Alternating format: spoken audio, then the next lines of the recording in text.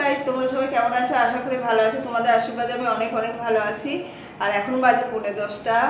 তো জল খাবারে খাওয়া দাওয়া শেষ হলো। আর সারাদিনের ব্লগটা তোমরা আজকে দেখতে থাকো। এই দেখো বন্ধুরা, চান টান করা হলো আর চলে এসেছি মায়ের ঘরে। মাকে কাপড়টা কত সুন্দর পরেছি, তাই তোমাদের একটু দেখে নিই। আর বাবরে কি রোদ!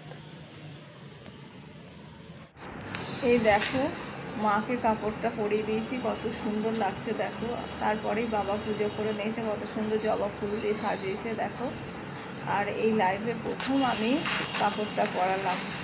তো অন্যবার বাবা পরিয়ে দেয়। এই দেখো বন্ধুরা, আমরা রেডি হয়ে গেছি। তো আমাদের নেমন্তন্ন বাড়িতে খেতে যাচ্ছি।